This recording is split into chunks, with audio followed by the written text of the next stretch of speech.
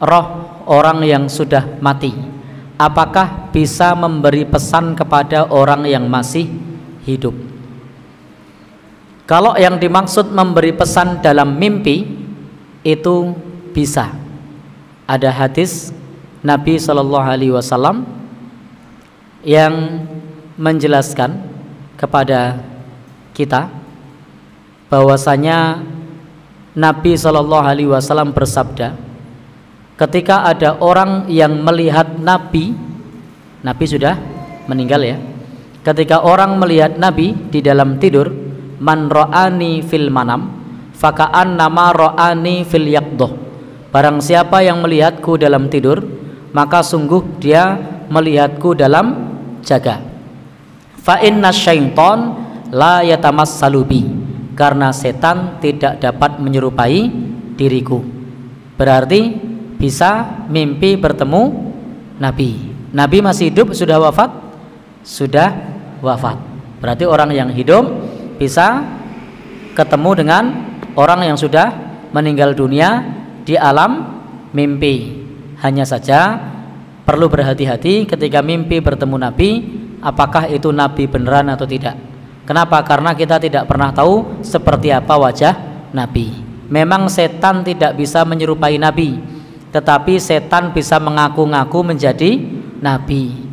Ketika ada laki-laki berjubah putih, berjenggot, dia mengaku Nabi begitu kan, mungkin saja kita langsung percaya karena kita tidak mengenali wajah Nabi. Maka penting pula bagi kita mengenali karakter Nabi supaya ketika kita mimpi kita tidak tertipu.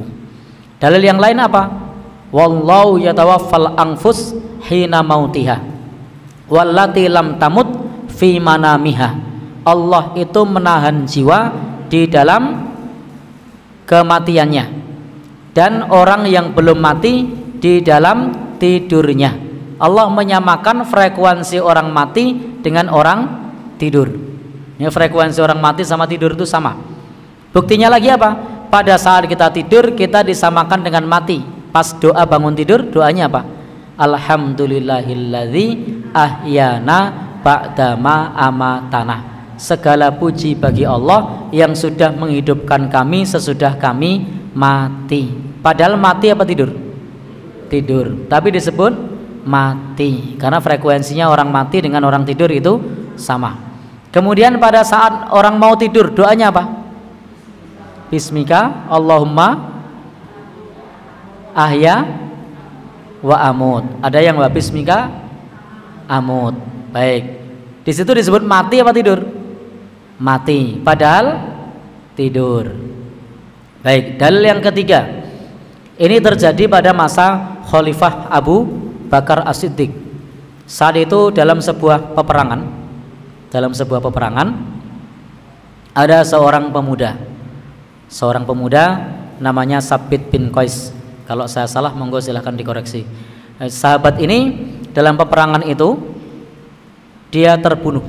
Jadi dia terbunuh. Pada saat terbunuh dia punya baju besi, dan baju besinya termasuk yang harganya cukup mahal. Jadi baju besi itu ya kelas-kelasan, ada yang mahal, ada yang murah. Seperti peci, ada yang murah seperti ini yang tidak ada motifnya. Nah, ada yang mahal. Nah, yang ada motifnya ini beda. Harganya berbeda. Nyon ngapa tuh Mas Sugeng? Sama apa beda harganya? Oh, gratis ya. Baik.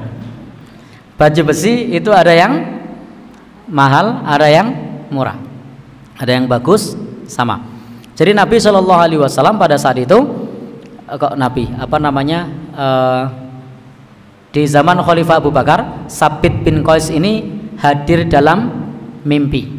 Dia mengatakan kepada sahabatnya dalam mimpi, wahai sahabatku, saya telah mati di medan perang dan saya masih punya hutangku sekian kepada fulan. Saya masih punya hartaku berupa baju besi. Baju besiku dicuri oleh seorang pemuda yang ada di sudut perkemahan ini. Yang baju besiku disimpan di bawah sebuah wadah yang di atasnya ada tutupnya, yang ada pelananya. Kemudian hari kedua dia mimpi lagi. Dan dalam mimpi itu disebutkan dengan redaksi yang sama. Dan dalam mimpi itu juga disebutkan jangan anggap ini hanya bunga tidur. Kemudian mimpi yang ketiga, ketika mimpi berturut-turut, maka kemudian sahabat yang mimpi ini mengadu kepada Khalid bin Walid, sebagai panglima perang pada saat itu. Dan Khalid bin Walid memerintahkan untuk menyelidiki apakah benar Sabit bin Qais punya hutang kepada fulan, dan ternyata benar. Apakah jumlahnya sekian, dan ternyata benar. Apakah punya baju besi seperti yang dimaksud, dan ternyata benar. Maka kemudian selidikilah di sudut perkemahan. Kemudian di situ ada sebuah wadah yang ada tutupnya, yang ada pelananya. Maka kemudian dicek, ternyata ada sesuai yang dimaksud. Dan panglima perang Khalid bin Walid memerintahkan untuk mengambilnya. Kemudian diambillah baju besi itu dan kemudian menghadap kepada khalifah. Khalifah siapa? Khalifah Abu Bakar. Khalifah Abu Bakar mengatakan untuk menunaikan wasiat bin Qais dalam mimpi itu untuk menjual baju besinya dan melunasi hutangnya. Dan inilah satu-satunya wasiat di dalam Islam yang dikerjakan sesudah matinya. Maksud saya wasiatnya adalah sesudah dia mati. Dan ini adalah ada pada mimpi seorang sahabat Rasulullah SAW. Berarti kesimpulannya, orang yang meninggal dunia bisa memberi pesan kepada orang yang masih hidup, tapi tidak semua mendapatkan izin untuk itu. Mayoritas orang yang mimpi ketemu orang yang meninggal dunia itu gangguan jin. Kenapa bisa menyampaikan begitu? Karena pengalaman kami di ruqyah. Nah, itu orang yang mengaku melihat orang yang sudah meninggal dunia itu biasanya ketika di ruqyah itu reaksi. Sehingga jangan mudah percaya kalau itu dari orang yang meninggal dunia. Kalau cerita-ceritanya mengajarkan mistis, ya itu tidak benar, bukan dari yang meninggal. Aku kirimono sego golong, belehno wedhus, tidak benar itu. Jadi tidak usah percaya kalau mimpinya seperti itu. Baik. Jadi tidak semua mimpi ketemu orang meninggal dunia itu benar.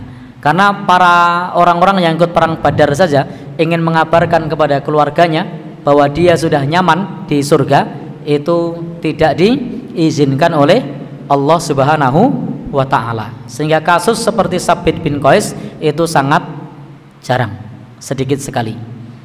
Kemudian pertanyaan yang terakhir, bisakah orang yang meninggal dunia itu kemudian rohnya datang ke dunia lalu menjadikan orang lain kesurupan?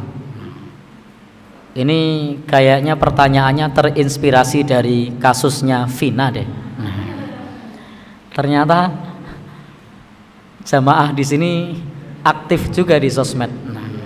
Saya tidak aktif, tapi saya tahu karena sudah ada yang tanya sebelumnya dan bertanya tentang Vina. Sebelumnya saya bingung Vina itu siapa, karena saya kerja di sekolah, kepala sekolah saya namanya Vina. Jadi saya ingatnya kepala sekolah. Oh ternyata bukan itu, ternyata kasus lain di Cirebon.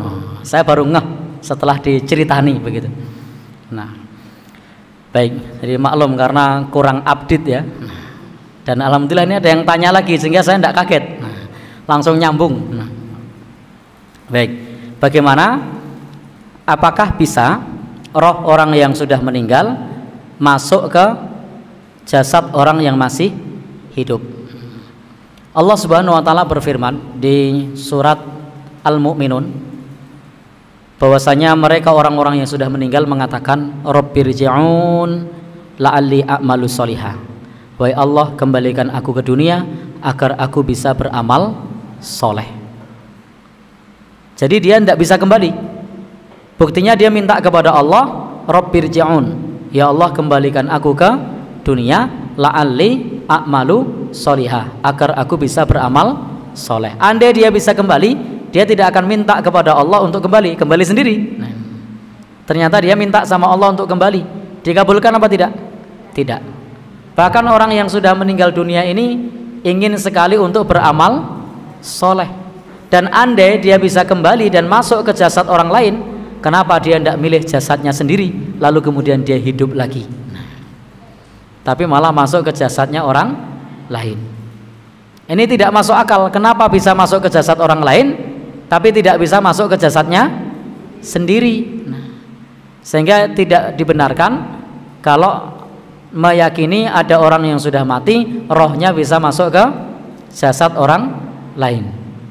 Tetapi kalau korinnya itu mungkin, karena Nabi sudah menjelaskan setiap kita yang lahir waqad ukila ahadukum qarinuhu minal jin wa qarinuhu minal malaikah.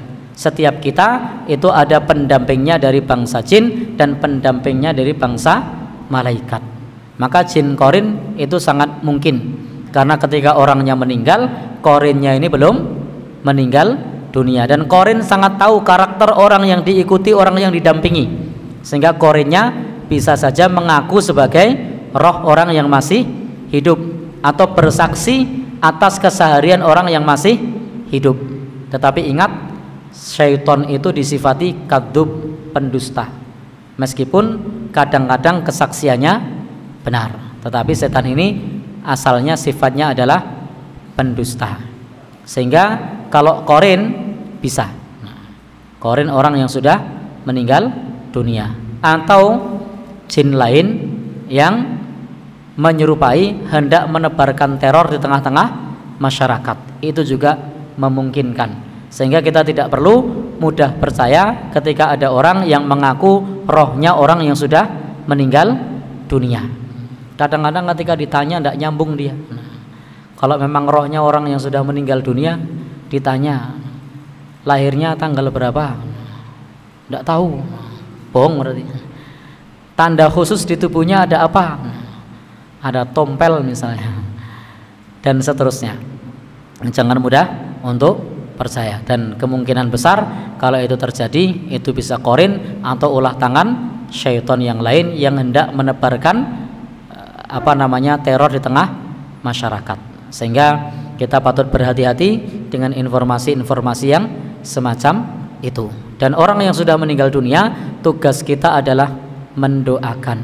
Tugas kita mendoakan, memohonkan ampun, semoga amal ibadahnya diterima oleh Allah Subhanahu wa ta'ala. Karena tidak perlu bagi kita kemudian mempercayai cerita-cerita yang semacam itu. Wallahu alam bishawab.